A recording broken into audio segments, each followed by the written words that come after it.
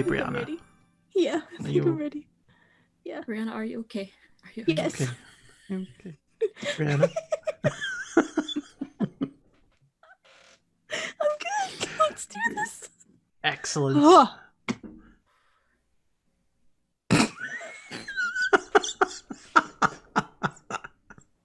We may need a blooper reel. Oh.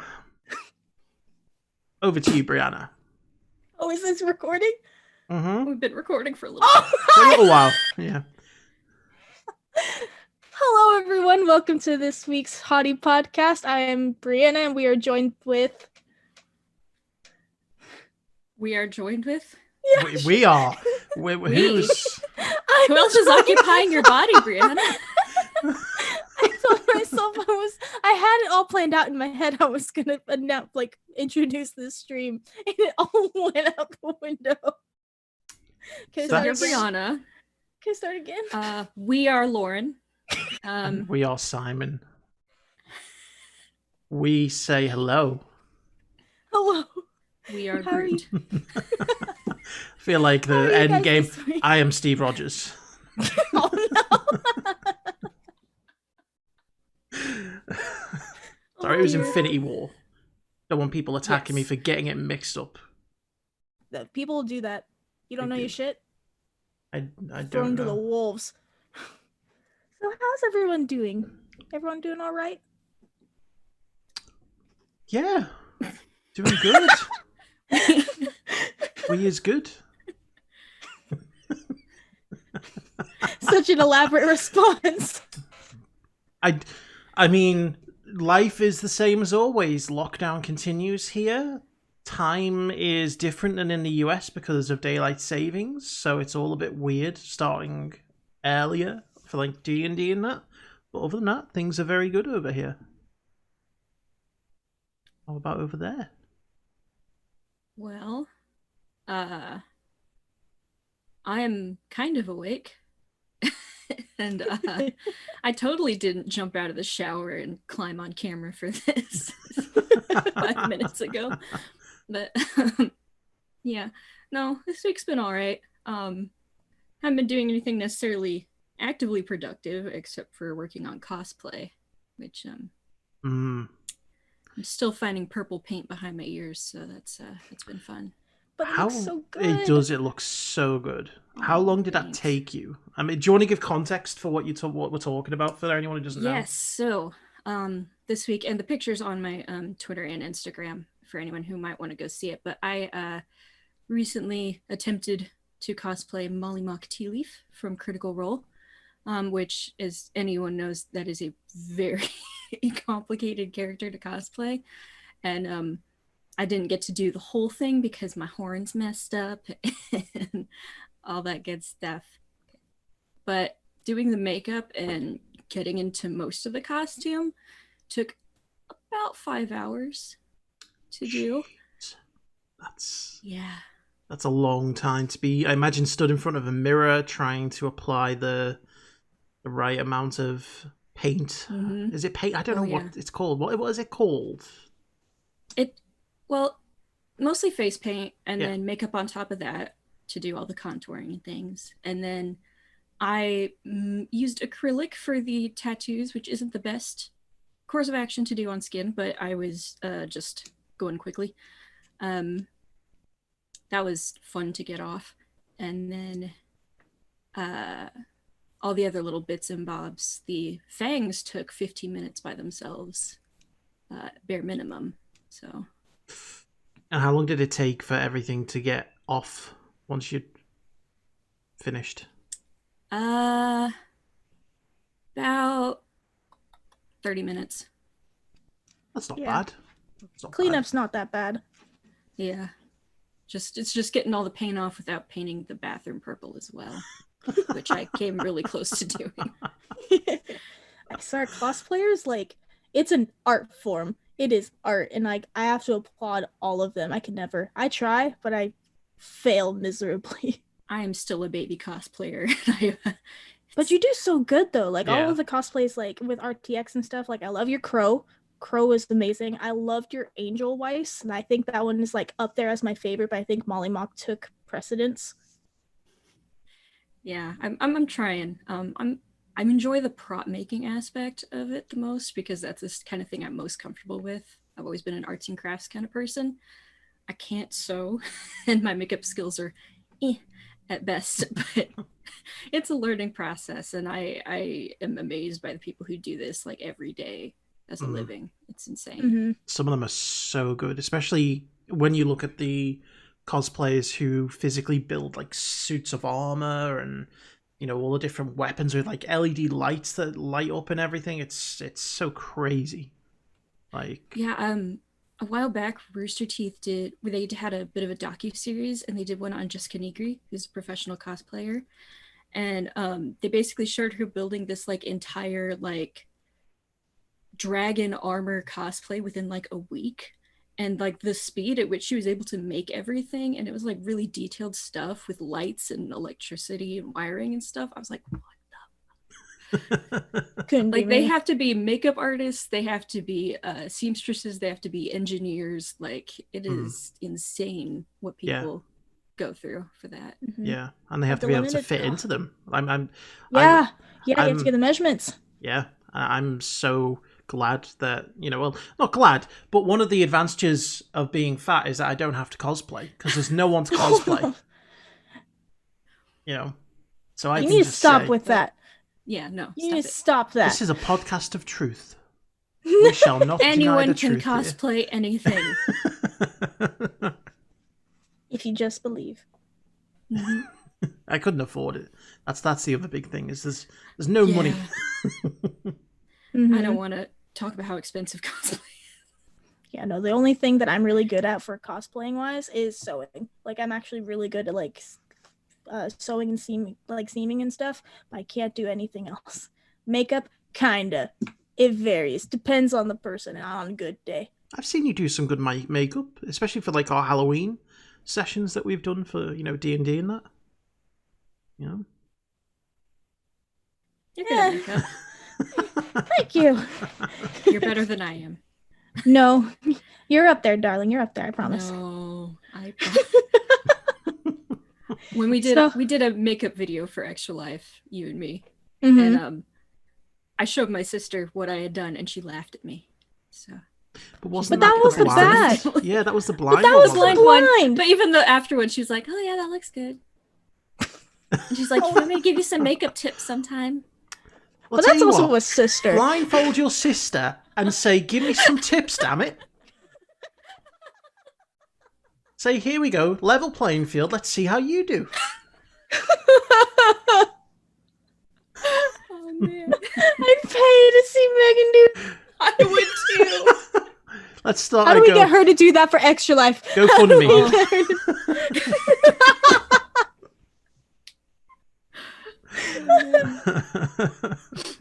How have you been doing, Brie? I've been doing okay. This week I've been, more towards the end of the week, I got no sleep because I stayed up till like 3 a.m. watching the Zack Snyder Justice League movie. And I just have to say, the first hour and a half, I was just like, it's okay. Like, it's not anything spectacular. It explains some stuff, but, it's not as hype as everyone is making it out to be, because I know Anthony was like hyping it up all week leading to the premiere, and I was just like, dude, the DCEU's dead. You can't, what are you doing? Do you have to jump ship? I'm like, what the fuck? I'm like, there's no coming back from this shithole. And so like an hour and a half in, I'm like, okay, it explains some stuff. And then it took off at like the last 2 hours, and I was just like, what the fuck is this? The last 2 hours. That's the entire length of most movies. It was 4 hours. It was a 4-hour movie. Well, 4 hours and 2 minutes if you watch it on HBO Max. But like, it was a completely different movie. It was all the cuts that Snyder recorded, and it's none of Whedon's reshoots were in it. So all of like the stupid comic relief moments were not in it. It was just because stuff that they failed to explain was in this movie, and I was just, my jaw hurt from how low it was to the floor. It was so good. and I highly recommend you watch it. I'm not gonna force it down your throat like some people. They're like, "Oh, you need to fucking watch it," but like, I do recommend you, if you want to, give it a watch. I will say my reluctance for that movie is quite high because the Whedon cut, Yeah. I watched on a plane trip. Oh God, you couldn't Back escape. from Yeah. conference. So it was literally all I had to focus my attention on, and I forgot everything that happened in the movie 10 minutes later. That's when you know it's a bad movie, when nothing sticks in your brain. Yeah. I Yeah, I cannot fell tell you a asleep. single thing that happened in that film. Not a single thing. Even I can't remember. I've seen it once, and I mean, I'm not a big fan of the DC set of comics anyway. But the only thing that I remember is Batman throwing his shuriken thing at the Flash, and him just like picking it out of the air. That's the only thing I remember. Yeah, that was in the trailers though. That's probably Yeah. why. It's like, yeah. No, I definitely fell love asleep. I loved Ezra Miller's acting at that point in time. Like, I was so happy that he was playing the Flash, and then He beat someone up, I guess. I can't remember anything about It's like he like drop Yeah. kicked a fan or something. I don't remember was what like, exactly yeah, a happened. girl. It's super problematic. Yeah. Recently, but Mm-hmm. Yeah, because he was, I mean, quite promising at that point. You know, and a young up-and-coming star who was a little bit quirky and, you know, seemed to fit the role quite well. Mm-hmm. I mean, I still think, isn't there a Flash movie still coming with him in it? I thought so. think Yeah, because they've had to recast someone from it, I think I read. Not Ezra Miller, but I think his Barry Allen's dad, whoever plays Barry Allen's dad, they had to recast because of scheduling conflicts. I don't know. I can't tell you. I Yeah. don't know, I'm not very invested in the DC universe. I'm so invested in the DC universe. It hurts because I love the DC comics, and you guys know I love Nightwing, and I love the Bat Fam. So just like seeing like the DCEU plummet to where it was just heartbreaking. It's ironic because it looked as though, I mean, comic book films in the 90s kind of really dragged that industry down. But then it was DC that kind of led the way back with the Dark Knight trilogy. You know, that was the first real kind of gritty, realistic kind of comic book film. And you're thinking, okay, they're going to do something with this and maybe start other characters. And then Marvel took over with Iron Man. And DC kind of just became, oh, we've got to do what Marvel wants to do. You know, we've got to try and follow that dragon and then build our own universe. Whereas they should have focused on their individual characters. Because what Marvel did was unique in that they managed to set up every character along the way. They didn't rush things. Whereas, like, DC was like, we have 3 characters established. Let's make a movie with all of them.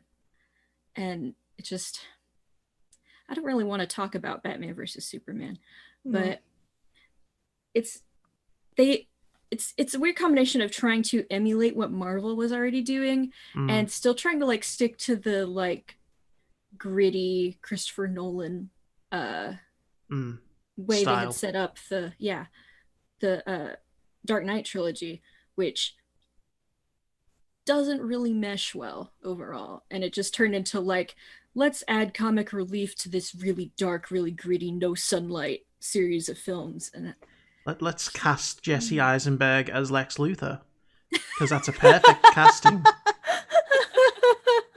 Because you look at him and you see the big muscular bald figure from the comics. You're just like, yes, there he is. Yep. Book him. You know, and he gave a performance to boot. To literally boot him off into the mud. Yeah. The mud. There are some of the DC films that I have liked because I feel like they're more trying to do their own thing than emulate everyone else. Like, I really loved Shazam. Yes.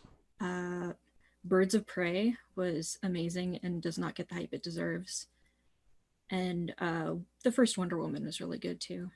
Still a little dark and gritty for my taste, but it was well done. Yeah. It started out again with going into the history of the Amazonians and, you know, looking at more of the colourful side of it was great. And then you kind of bring it into World War One, and then you kind of like, that's where the film starts to fall down a little bit.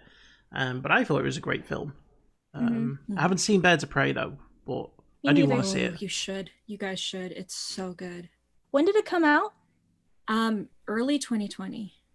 So. Yeah, I think it was one of the last films to actually go into the cinema, wasn't it? I think so. Yeah. Oh. But yeah, it's a lot more focused on, I don't know, the like more fun side of Harley Quinn rather than like the overly like sexualized, goofy version that we were presented with in the Suicide Squad film. I forgot that was a thing. No, this is more like she's crazy, but she's a badass kind of thing. And then all the other female characters that they bring into are so unique and fun in their own ways. And the soundtrack slaps. Yeah, soundtrack can be an important thing. That's why I think a film like Thor Ragnarok, as great as it was, wouldn't have been half as great about the soundtrack it was given. Because it just fits so well. You know? That's another one coming out as well, Thor Love and Thunder. Yeah. Which, from my understanding, is it going to be Natalie Portman? Natalie Portman's coming back into it, yeah. As Thor? Yeah, I'm not really sure how they're going to do that. Yeah. I know how it went in the comics. I haven't read the comics, but I just know how it went. But I don't know how they would be able to do all of that in one film. But also, Natalie Portman, I love her. She's a great actress and everything. She does not have the body to play a female Thor. When they announced her coming back and they like handed her Mjolnir, I thought her wrist was going to snap when she held the hammer up. Oh no! I was like, she looks so soft and delicate. And like, that's not a bad thing, but I just don't know how she's going to pull off being like that kind of honey action buns, you hero. should not be in the action. You're going to get yourself hurt, sweetie. Yeah. She was definitely suited to being the scientist character that she portrayed really well. You know, and I feel like, you know, it's the same with men. It's, you know, men and women can both have, you have the physically strong and intimidating men and women who are suited to those kinds of roles. And then you have the ones that, you know, are more suited to the, I don't want to say support roles because it sounds like it's a lesser role, but it's not. It's just different. It's not, it's less physical and more. Yeah. Yeah. It's like we were saying with Jesse Eisenberg. He's not he's not a person who should be playing someone like Lex Luthor, you know?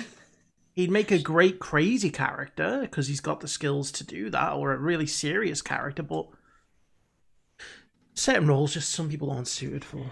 I think this is just you shitting on Jesse Eisenberg. I mean, yeah, he's been good in some stuff, you know. Yeah, Zombieland. Awesome. Zombieland was so good. Yeah, The Social Network, he was good in that. He played a really good kind of sociopath. Yeah. And I can't remember what else he's been in. That's it. Just those two movies. That's it. So, you know. But yeah, some people just aren't very well cast to be, you know, certain character. Perfect example, you know, and I don't think I can actually even talk about it because I don't think have both of you seen Falcon and the Winter Soldier yet? Oh, no. Okay. No. Can't talk about it. I can't talk about it, but there is something in there that exemplifies casting and who suits certain roles. So the audience will probably know, but I'll leave it at that. By the time this premieres on YouTube, I've seen it already, so hopefully. Yeah. I'm watching it after this, so. Oh, awesome. Kind of like switching up the roster because I know Lauren was so kind to make me a list of how we're going to do this. We're going to switch it because we're already on the topic. Let's go into what are we watching? Okay. Well, I guess I'll give you a brief sort of non-spoiler review of Falcon and the Winter Soldier because that's the freshest thing that's come out for me. But it was a really strong opening episode. And how do you both feel about Falcon and the Winter Soldier not having seen it yet? Because I can imagine that you're not as hyped as you were for WandaVision? Yeah. Yeah, it's not quite the same kind of hype. I was still excited because Sebastian Stan and Anthony Mackie have had great chemistry on screen and off. Mm-hmm. So I was kind of excited for them to get a chance to like shine without being in the shadow of Steve Rogers. But I don't have any like definite expectations. I'm just excited for them to get a chance. I think I'm on the same boat because like after WandaVision, because WandaVision is like in a class of its own, I think, with how well executed it was and how different it was compared to like anything else in the Marvel Cinematic Universe. And so when I'm thinking about Falcon and Winter Soldier, like I don't know why I'm kind of like, is it going to be like something like off the radar like that? Like some like take a completely different direction like WandaVision did? Or am I setting my expectations too high for them to be so different and just more expect Falcon and Winter Soldier like action? I'm thinking like maybe kind of Civil War style, but maybe not. I'm not sure yet, but I'm excited either way. Yeah. It's I was oh sorry. No. Just from the trailers, I was kind of getting more of it's like going to be like a Winter Soldier Civil War kind of vibe, more of that like action espionage kind of show. Whereas like WandaVision and Loki, from what I can tell, are going to be a bit more out there and different. Yeah, Loki's an interesting one. I'm looking forward to that because that one's going to be so good. I imagine it's the Loki who took the Space Stone. It is. Yeah. Yeah. So to see where he ended up and to see that timeline is, I'm right, because I love Loki and Tom Hiddleston plays him so well, so I'm so looking forward to it. A role that he was born to play. Yeah. Oh yeah. Oh yeah. I also love Loki. Really? Couldn't have guessed. Oh man. What are you watching, Lauren? I haven't watched a lot of new stuff this week. I think the only thing really is that Brie and I sometimes do movie nights. And the past 2 weeks we did a thing where we exchanged our favorite versions of Peter Pan films. So she showed me the 2005 Peter Pan with Jason Isaacs as Hook. And then I showed her the film Hook with Robin Williams and Dustin Hoffman, which is like my favorite film of all time. Oh, I haven't seen that one since I was a kid. I had never seen it, so when she showed me it, I was just like, oh, like I missed out on that a really good, well, not a good childhood, but like I missed like seeing that growing up. The Hook would have made your childhood great. That was the only thing that was missing. Who is that, Captain? It's Peter Pan. You know. Probably not, but oh my god. That got really dark. I'm so sorry.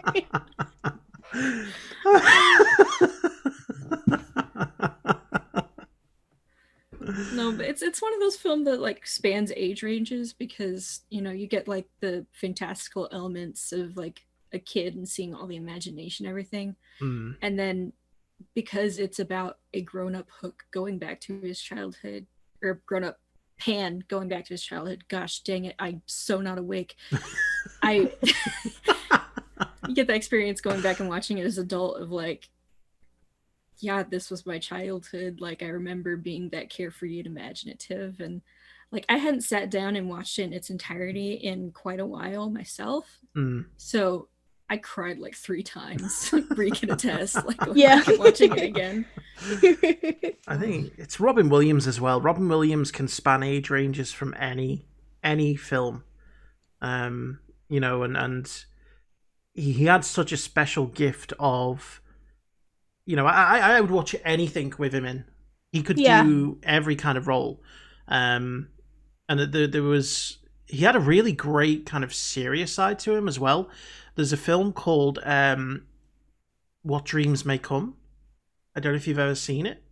No. It's basically he plays a doctor, and he has a family, a wife and 2 kids, and his 2 young kids are killed. And, you know, he and his wife have this, it's a kind of very short intro where they're having to deal with that, but then he dies. And he wakes up in heaven. And it's a journey through kind of the afterlife, but also exploring, like, the emotional side of, like, letting go and reuniting with family. And, you know, there's some darker elements of it as well. And it's a great role for him where he gets to be a little bit quirky, a little bit funny, but then also, you know, has to really get in touch with a serious side. It was one of the, I think it was one of the first Robin Williams films I saw, and it was just great.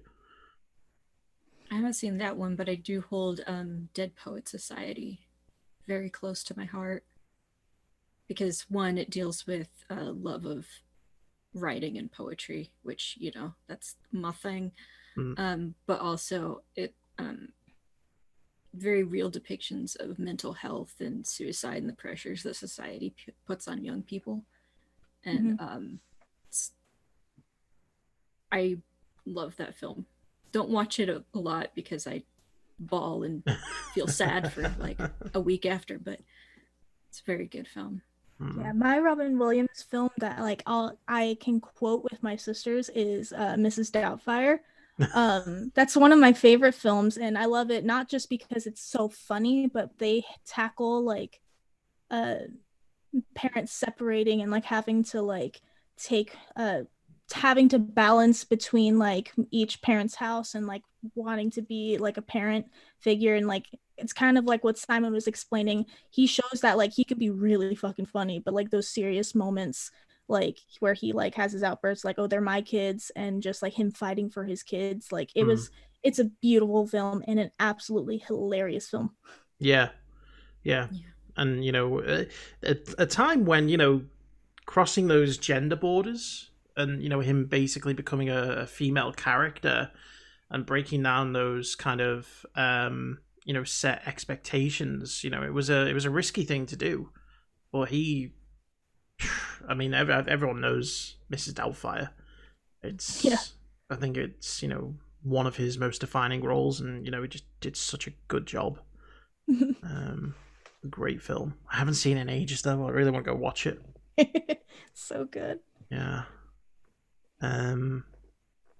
So, but another film that I watched over the last couple of weeks that is fairly new is News of the World.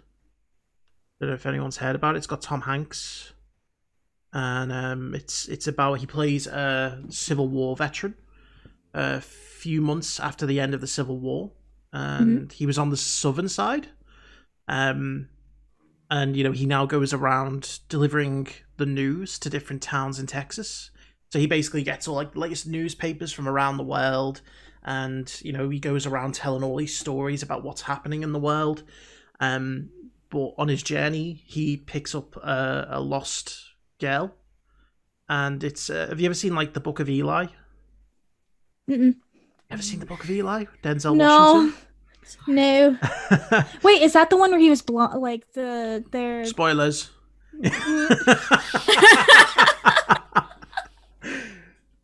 The biggest twist in the film. My bad. He was blatantly great, yes.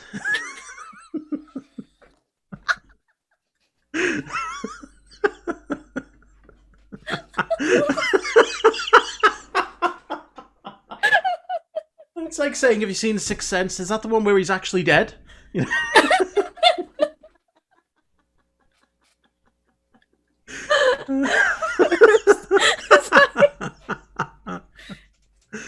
It's okay.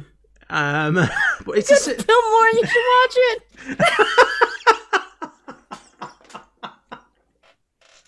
Oh man. It's got that kind of general vibe. You know, he has to deliver her to her extended family, and it's a trip across the country. You know, and it's a good film. It's a really good film, and it's Tom Hanks, so it's it's gonna be great. So. I don't want to say what I'm watching to prevent further spoilers. So how are we dreaming, guys?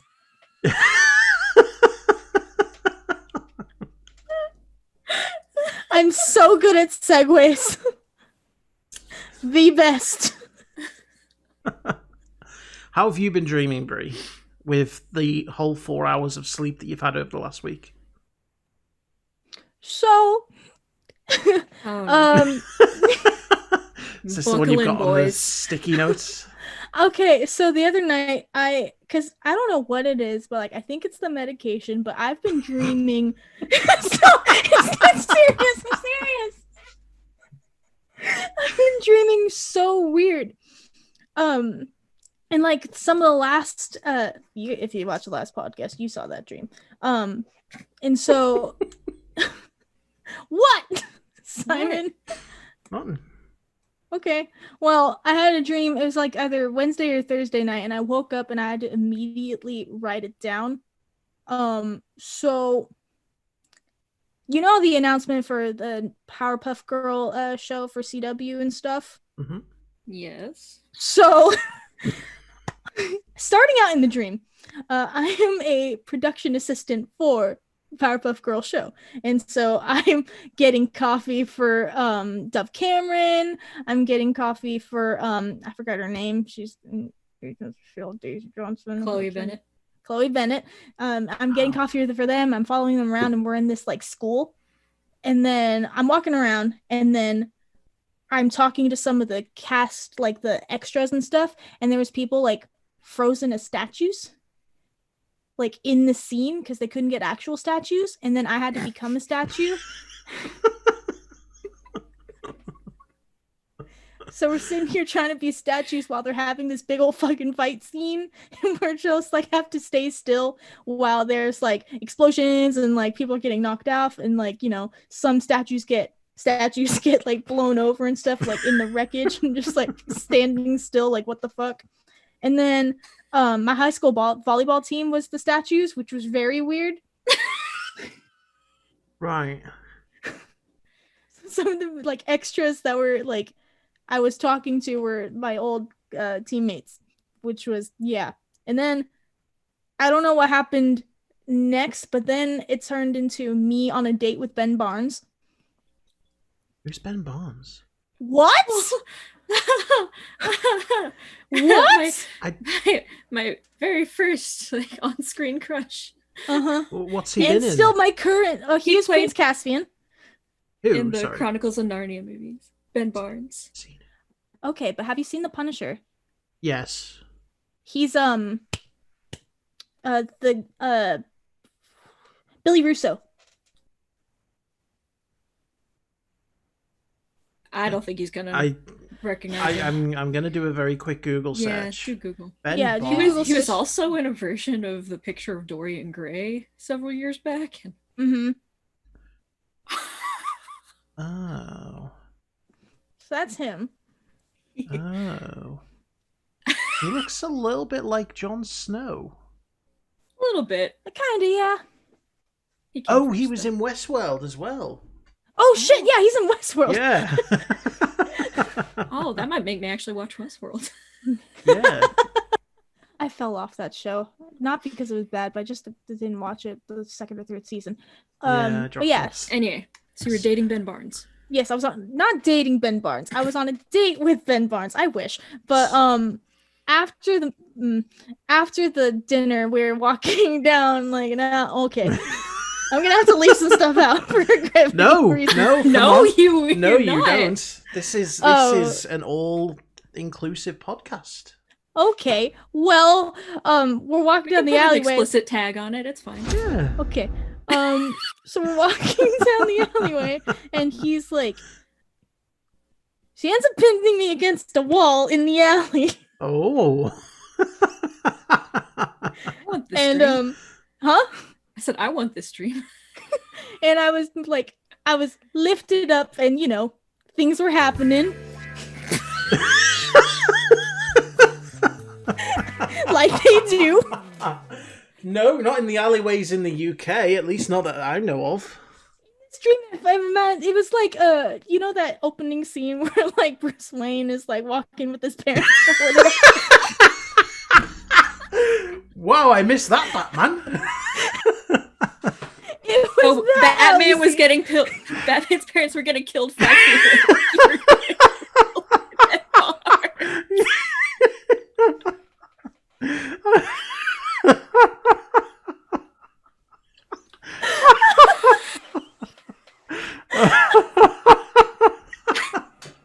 They could have caught Bruce Wayne's parents' killers if you hadn't been doing things with Ben Barnes.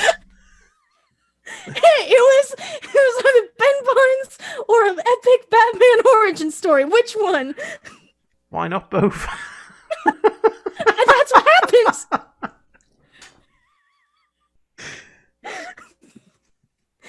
Okay. So things are happening with me and Ben Barnes in the alleyway, and then we get jumped. I thought he was doing the jumping.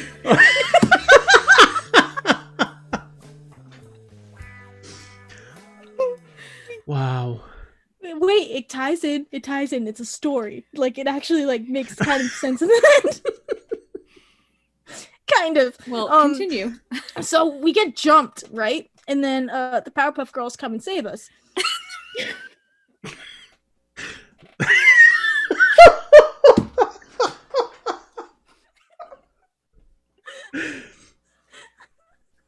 Are these the actresses playing the Powerpuff Girls or the real Powerpuff No, Girls? the actresses are the actresses. They came and save us. I'm not. Okay. So We're here to rescue you from disappointment. No. So Powerpuff Girls save us, but it turns out I organized the jump. I thought you were going to say another Oh, one. well. You said What do you think I organ, was- and I thought, where's this going? I organized. Okay. I organized the jump. So the Powerpuff Girls like saved us, and so I was on their radar, and I'm like, oh, thank you for saving us. But it turned out I was the one who organized the jump, and so I can go steal like this ruby out from a bank. There are so many layers to this dream. I love it. So now that they saw me as like an innocent citizen, I can go like sneak into the bank the next night, and they won't suspect me. It was Brianna all along.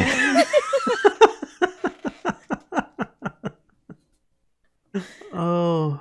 That was basically it. I had to write it down on 3 sticky notes because there's 3 parts that I know were key moments. I can toss that. Wow.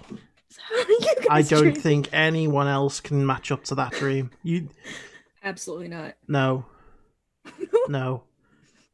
My dreams went to the extent of imagining what McDonald's in the US was like. That's it. I was in America on holiday and I went into a McDonald's and I was like, oh, I wonder how it's different to the one in the UK.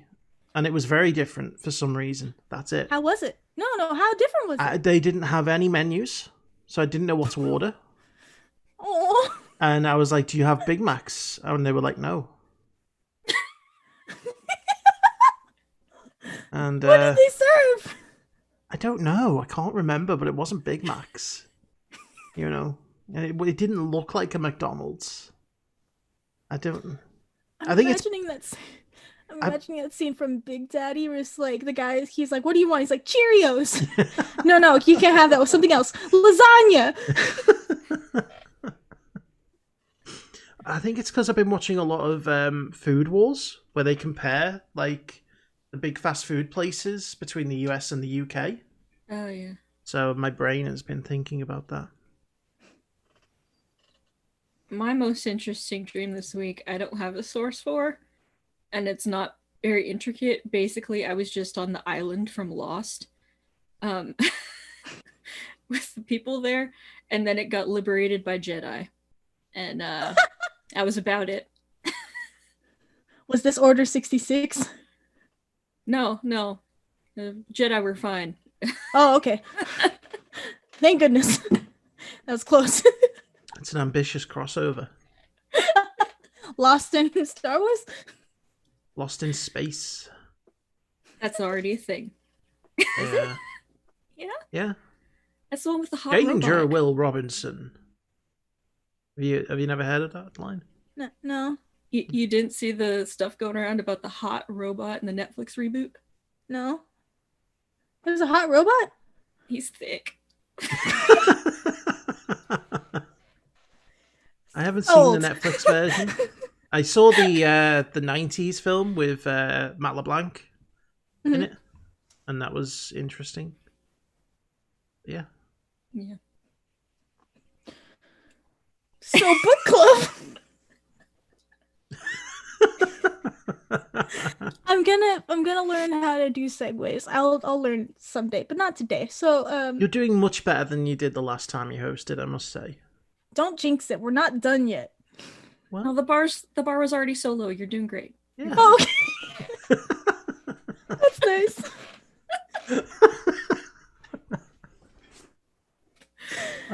So for books we're reading, we'll touch on this a little bit because we were gonna quiz Simon in a second. But Lauren suggested I read this book, Night Circus, because we finished the Court of Thorns and Roses series, because we read that through together, which I am so happy someone can like read at the speed that I read.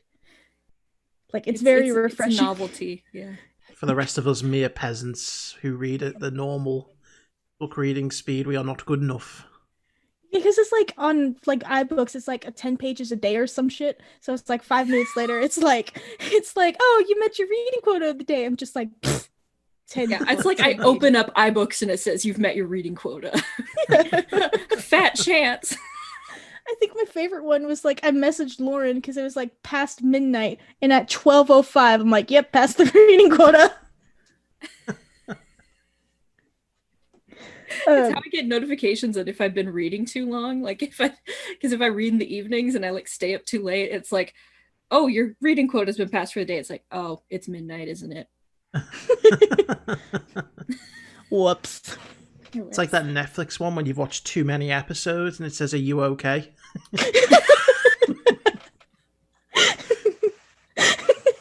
Oh, yeah. Should we be worried? Do you want us to call the cops? Do you need medical assistance? Blink twice.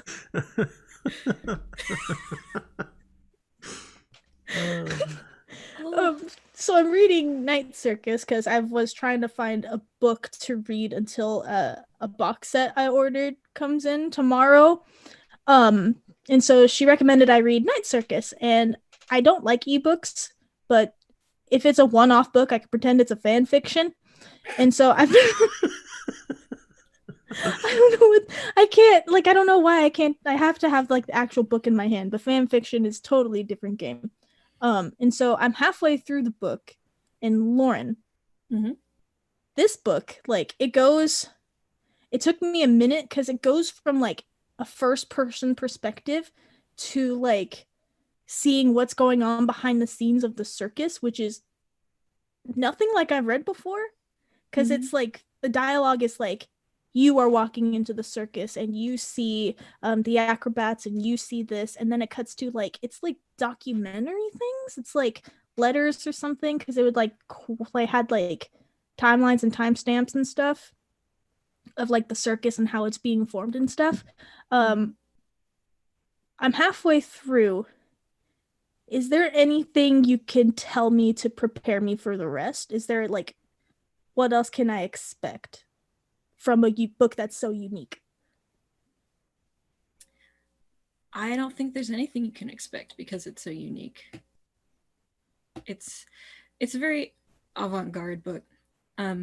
I can tell you a little bit about the history behind it. So this was the author's first book that she put out, and she started writing it during NaNoWriMo, National Novel Writing Month, which is a challenge that writers do every year where they try to write as much of a book as they can within the month of November.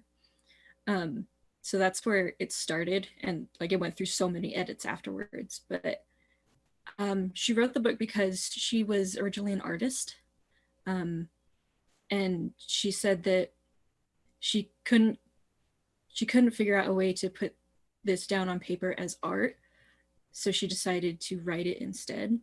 And that's why it's very avant-garde. It's a lot about imagery and the feeling of things rather than just a straight line plot.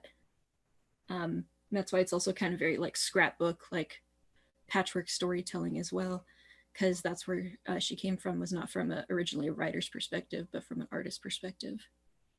So it's very unique, and I don't really think there's anything I can say to prepare you for the rest of it. Yeah.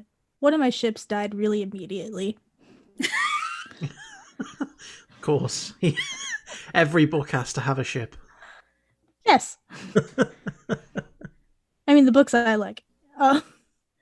Yeah, no, because they're because like it's like two magicians or whatever, or two like acts or whatever, and they're like raising up these two proteges to like go against each other, and like they meet each other in like a coffee shop or something, and they like don't recognize that it's them, and so I'm just like, oh man. And then like they don't like, because she went in for like an audition or whatever, and then he's like, oh wait, no, that's her. And then she sees him, she's like, oh, that's him. And now I'm like, oh man, I wanted to ship it, but it's not gonna happen. I thought like I one don't of them see had the story. died, and then it's just No, it's just the ship. They're fine, I think. Right, Lauren? Are you just not getting the vibes from them? No, because they're working against each other. But I love a good enemies to lovers story. Speaking of enemies to lovers, was that a good segue? Sure. It would have been if you hadn't have said, was that a good segue? Noted. So, Lauren and I, like, I mentioned this like 5 minutes ago, but we've been reading The Court of Thorns and Roses. And Simon, we want to ask you what you think it's about. We're going to do the same rules that we did with Alex, where we'll give you the name, which is A Court. We'll do the first book, A Court of Thorns and Roses, and we'll give you the character's brief description, right? Okay. And you have to guess what this book's about. So the first character, the main character, is Feyre. Hold on. Feyre. I need to write these names down God. because I'm going to forget them otherwise. Feyre. Feyre. I was pronouncing They it put the so wrong. pronunciation in the book. I must have really? skipped over it. How many books in are you now, Brie? 1, She 2, finished 3, it! 4, 5.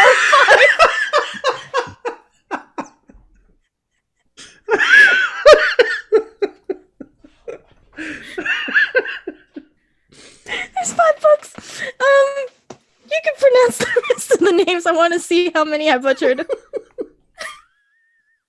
Okay. So there's the main character, Feyre. She's a human. Okay. And then there's Tamlin. I got that one. Okay. Okay. It's not hard to mispronounce. You'd think. Tamlin, he's a fairy. Okay. There's Amarantha, who is for lack of a better term in the scheme of things, a witch. I think is. And then there's Rysand, another fairy. Okay.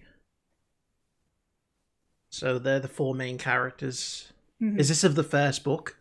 Yes. Okay. So what do I think this book is about then? Yes. Okay.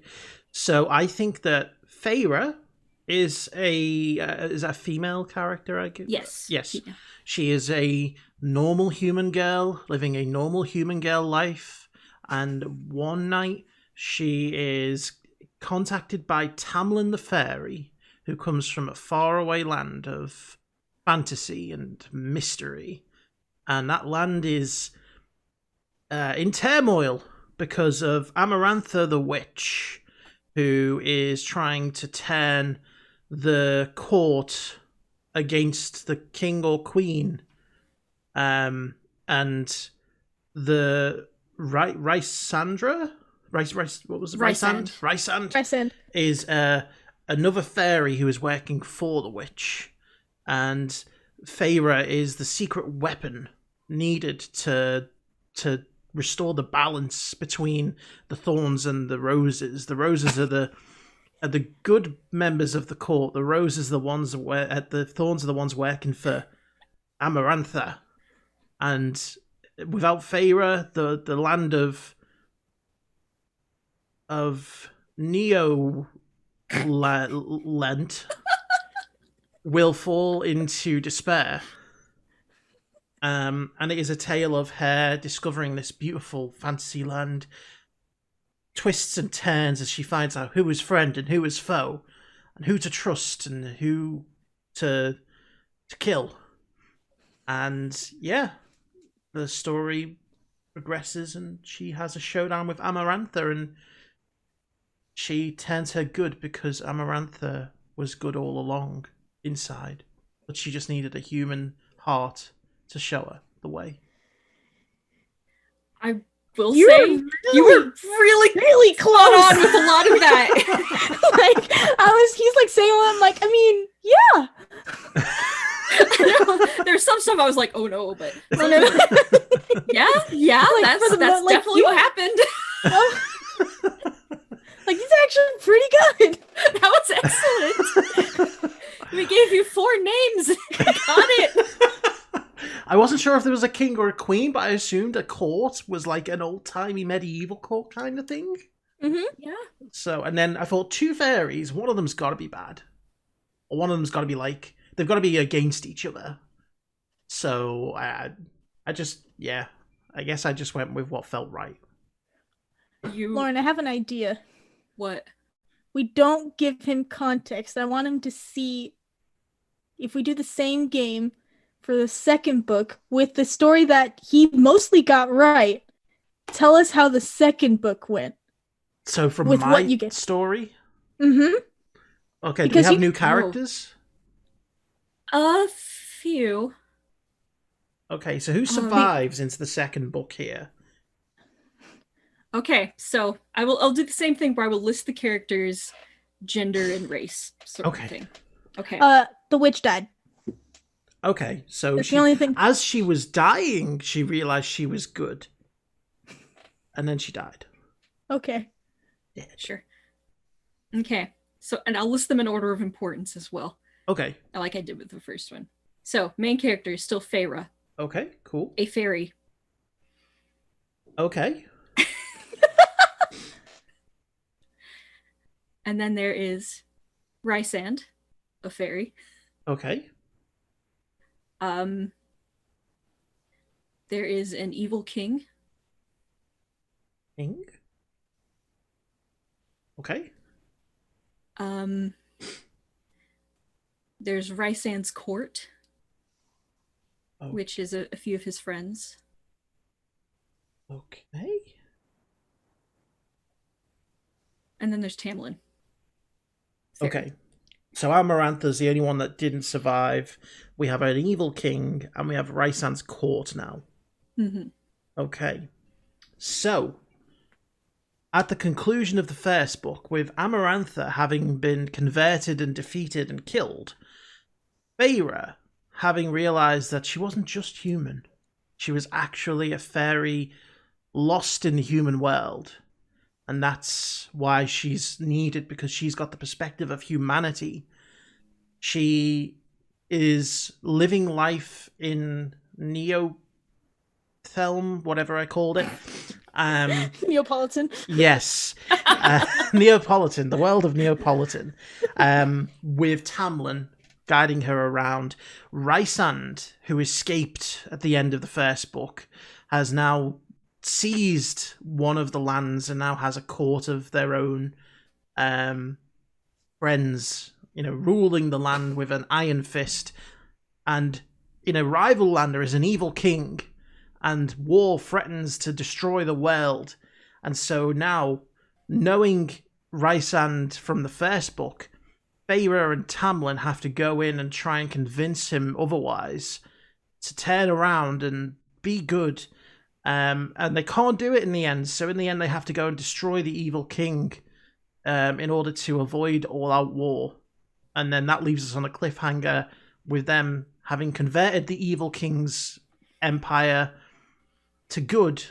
And we set up for the third book with the final showdown between Rysand and Rysand's court and their now newly good kingdom. Less spot on. Less spot on. So let's explain the first book, and then we'll explain and this is the spoilers second for book. anyone who's looking to read the books. So if you're looking to read the books, you might want to skip ahead. Mm-hmm. These are some major spoilers. So Lauren and I So we made the conclusion that this book is like a twist on Beauty and the Beast. Oh, it is. The first one is a retelling of Beauty and the Beast. Okay. And then from there, it takes a hard right and like just forget everything you know about Beauty and the Beast. In some ways, it is Gaston propaganda. I don't know if you'll understand that, Simon. You hate Disney, but I know Gaston. Gaston was the wasn't he played by Josh? What's his name? And he was wasn't he the gay character in? No. Because he had a crush on the prince. No. Who was the character who had the crush on the prince in the? No one. That's LeFou. LeFou had the crush on Gaston. Oh, okay. So yeah, I got them the wrong way around then. So Gaston was the prince. You thought LeFou was the prince? I don't know. Josh Gad. That was his name. Josh Gad. Yeah. No, I thought Josh Gad was garçon. No, that's French for waiter. Okay, we're gonna have to start from we're gonna have to explain Beauty and the Beast. I know the basics of Beauty and the Beast. I don't know. Oh, you did? I haven't seen the new one. I saw the original when I was a kid. Oh my god. Jeez. Anyway, Gaston's the one that wants to kill the Beast because he has a crush on Belle. Anyway, Right. So in the book, Feyre?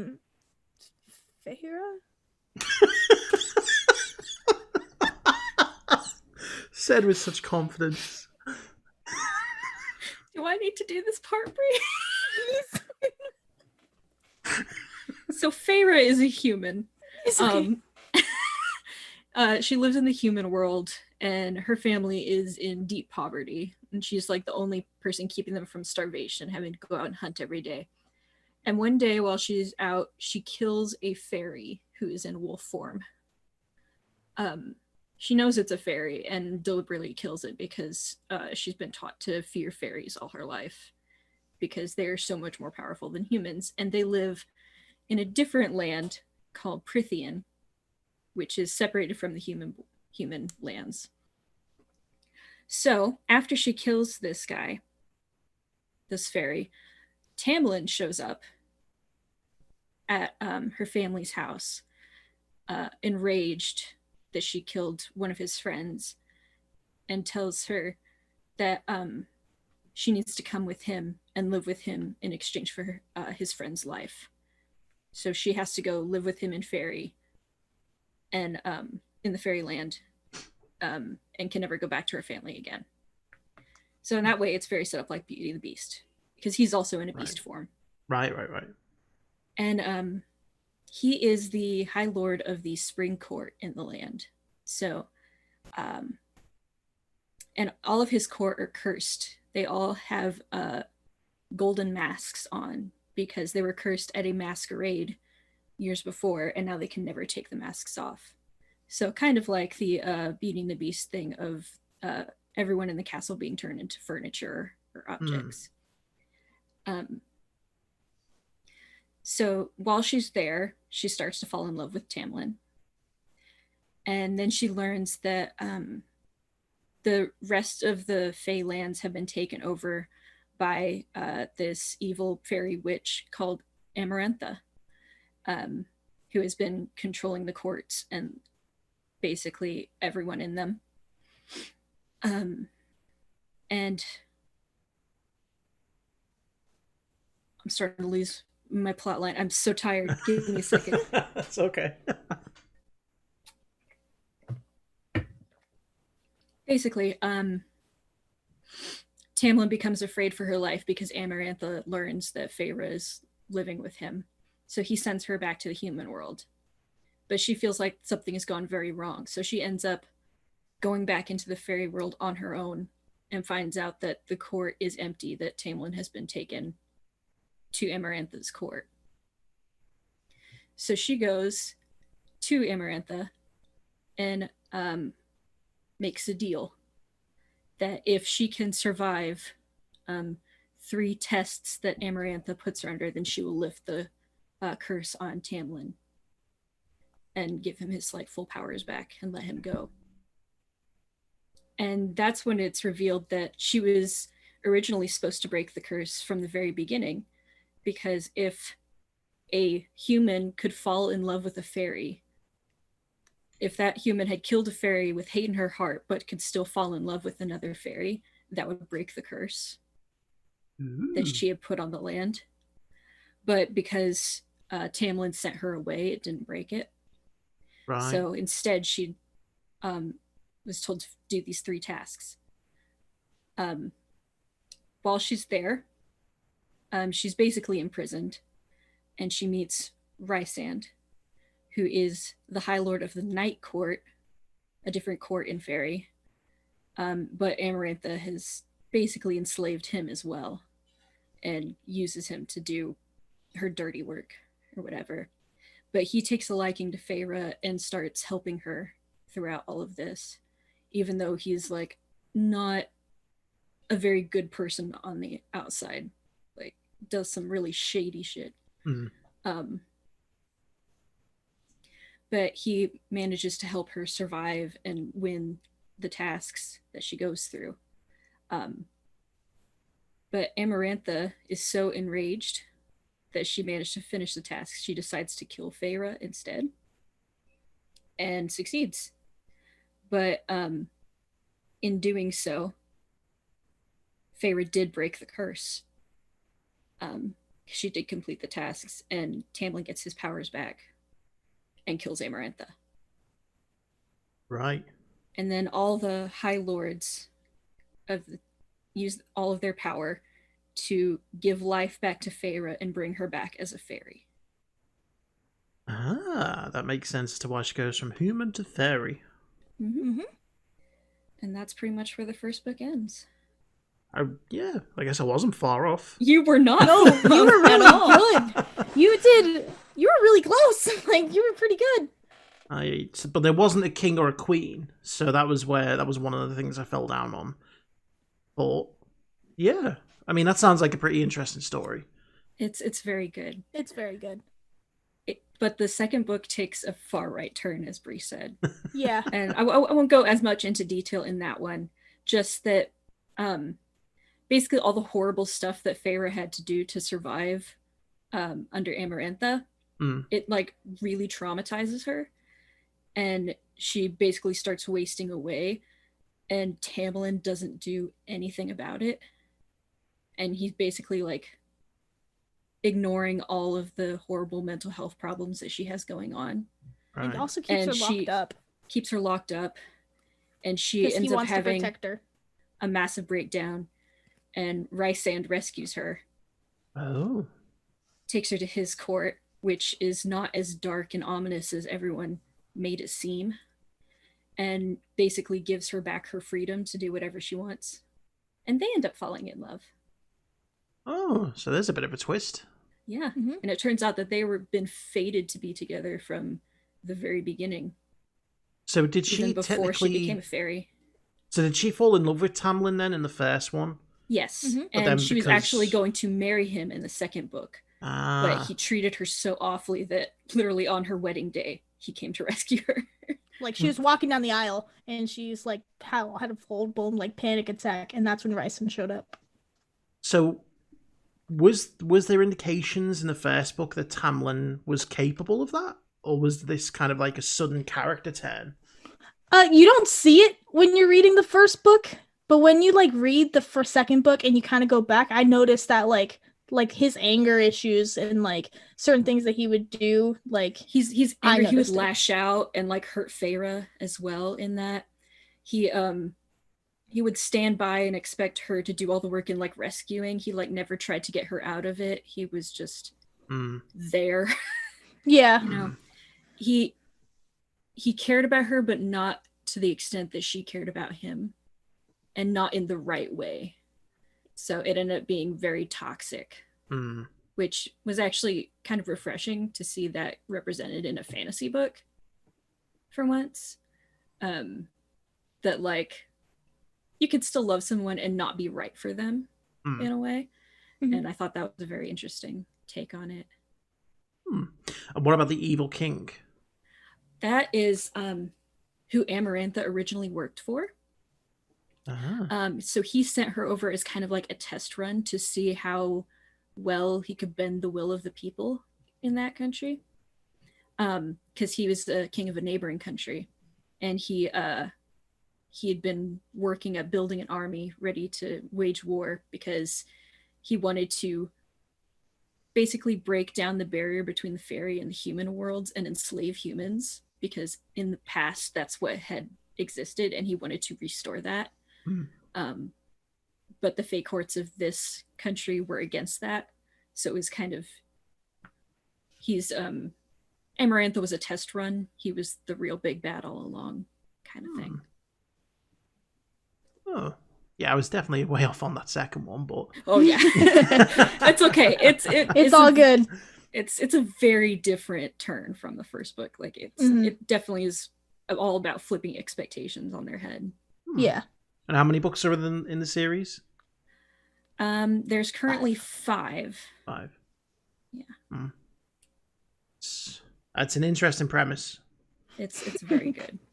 I just can't believe he's been pronouncing Feyre. I The don't. main character. How are you pronouncing it? Fear. Yeah. Yeah. Because it's Let's spelled not Feyre.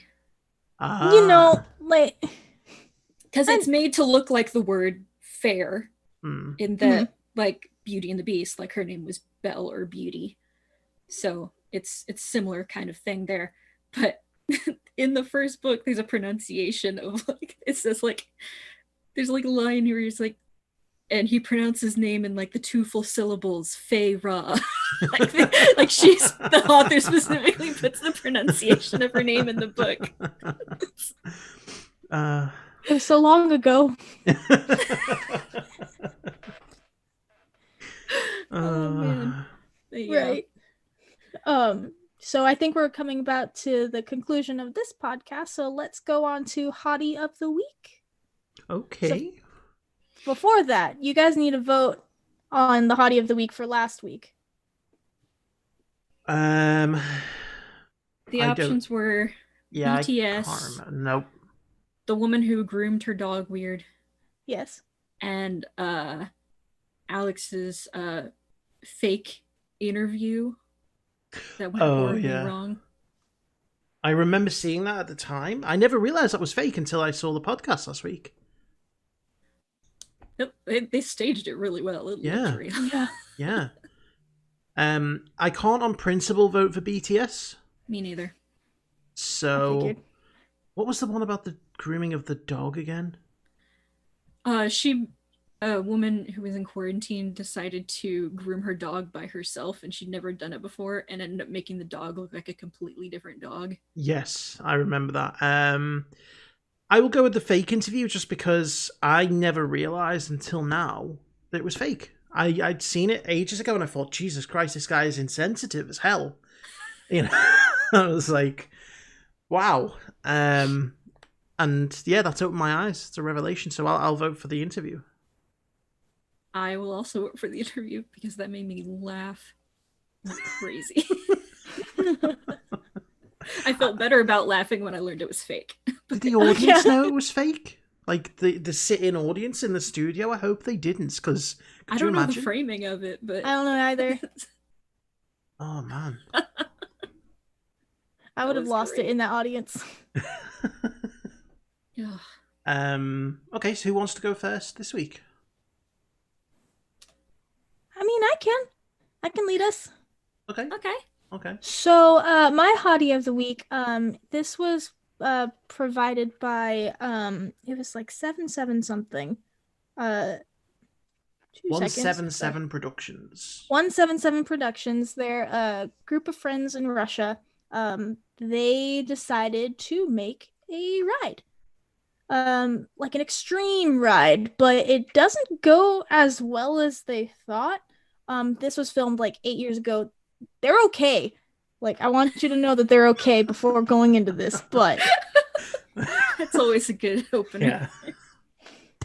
So, yeah, they survived. They survived. The bones have healed. They're just about out of physiotherapy. Let's go take it over there.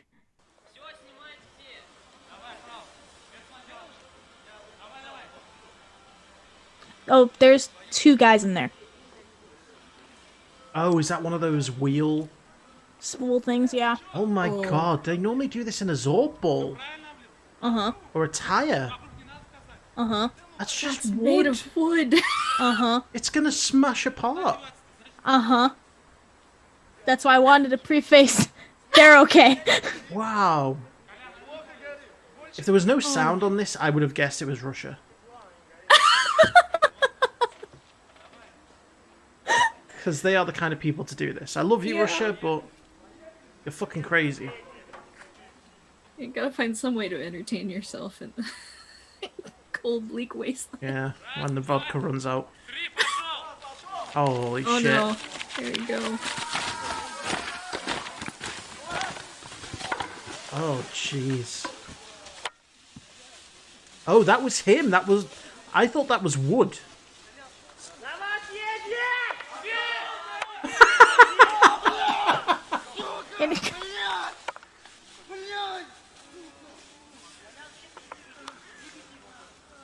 Wow. So my man's went flying out of there, and then it rolled back and hit the rest of them. That was... That looked painful. It was. I see what they were going for, because it was a... If it had been structurally solid, they probably would have been okay. I mean, they probably were getting banged about inside. But it wasn't like it was going super fast down there, and, you know, there was a rise at the other end to help slow them down. But yeah, that looked painful. Mm-hmm. But they're okay. It's good to know. I had to make sure before I showed it, because I was like, just to make sure. I didn't want to show this clip when, like, something serious happened to them. Yeah, they're dead now. Yeah. They should be, based on the video. Yeah.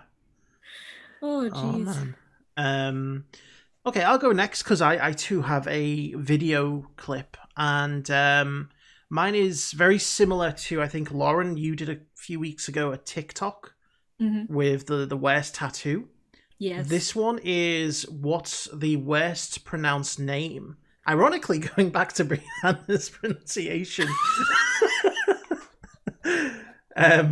This is the story of a nurse who, she was a pediatrician, and she was calling out the name of a child, only for the mother to explain that she was pronouncing that name extremely wrong.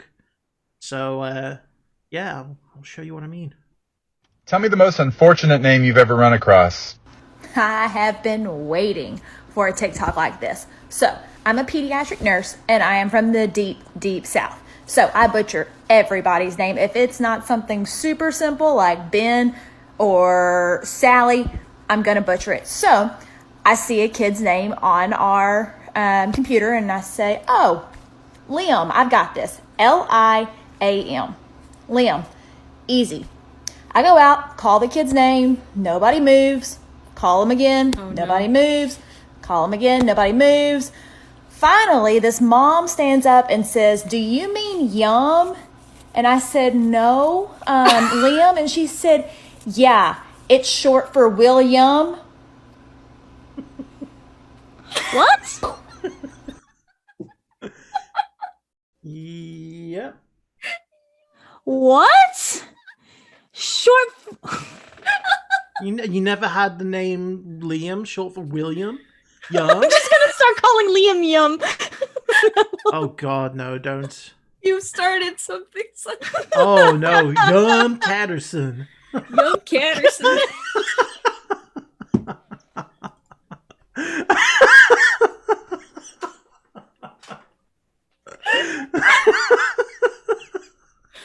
Oh no.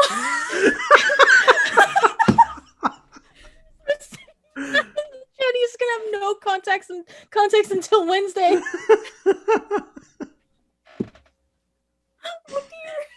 Oh my God. Next time we speak to Liam, we should say, hey, William. I like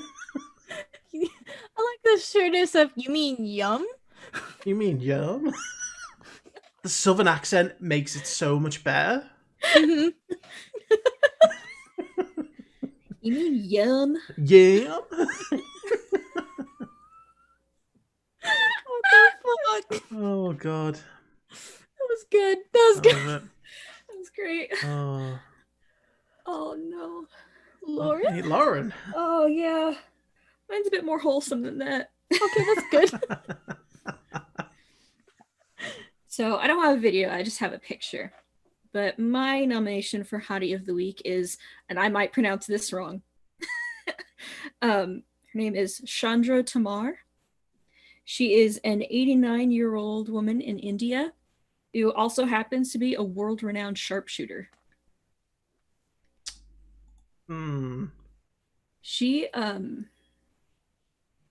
started learning how to shoot when she was pretty young, like only just because women in India are forced to get married at like a very young age. So I think it said that she was married like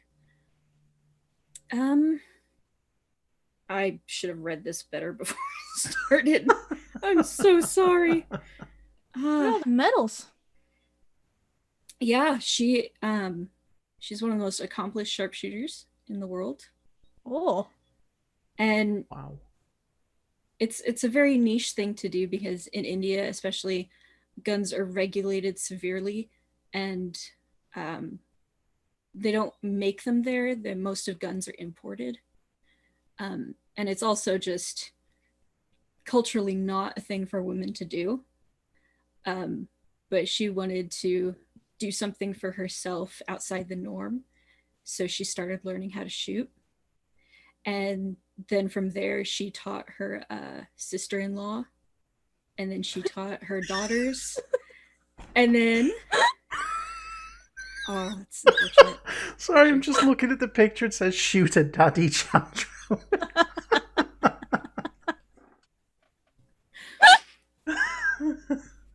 Wow. But yeah, it stirred up a lot of outrage within her family and her village that a woman was going out and doing this. But she refused to stop, and eventually she started going around door to door and offering to teach all the young women in the village how to shoot and give them just a different outlet that it was a little more empowering than what women in India are usually allowed to do. Mm-hmm. And she's become a feminist icon in India. Yeah. What a badass. I love that. She is 89 and she can still shoot like crazy. That's- Look at her with that pistol. That is amazing. Dang. I imagine that the men weren't saying so much when she actually had a gun. You know? Yeah. Probably not, I would imagine. Like, That's step the awesome. fuck up, bitch. Like, fuck with me. Yeah. Yeah, Yeah, 'cause not only did she See what decide to happens. go outside the norm, she decided to go outside the norm as far as she possibly could. It's like, I'm going to teach myself to defend myself in a very violent way. Yeah. And I love the fact that she went and offered to train other women Mm-hmm. to do it as well. I think it said she's trained about 35 medal-winning sharpshooters in her time. Whoa. That's awesome. Yeah. Because as you mentioned, it said that she got married at 15.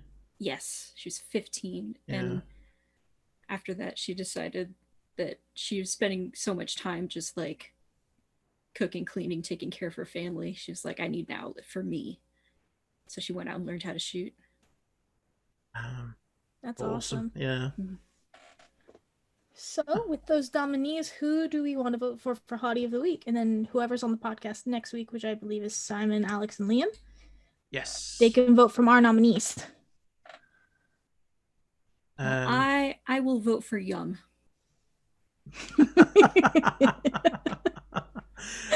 I am going to vote for Lauren's pick, the Chandro. Was it Chandro? Yeah. Yes, the gun wielding granny.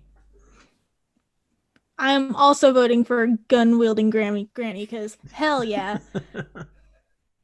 She's a badass. Yeah. But Yum is a close second. Yes. Yeah. Oh, I've just realised we have things over here, pastries called Yum Yums. And they're Alex's favourite. Oh my god, he's eating Williams.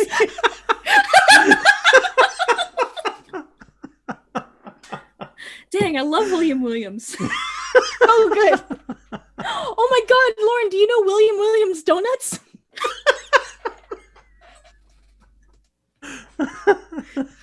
It's my favorite donut shop. Oh my god. Oh. Oh dear. Well, I think that concludes today's podcast. Next week, be sure to join Simon, Alex, and Liam take over. Yeah, we'll see you guys next time. Make sure to subscribe to our YouTube channel. Make sure to subscribe to our YouTube channel. Follow us on Twitter. Follow us on Twitter. Be sure to follow our individual. Tell them what the Twitter handle is.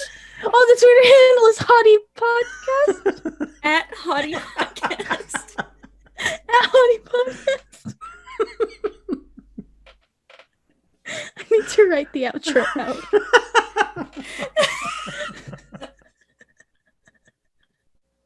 Is that everything?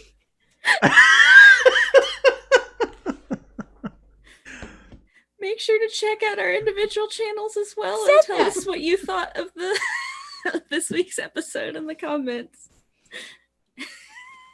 Until next time. We're so sorry. Oh my god, wait, it's Simon, Alex, and Yum. Yeah.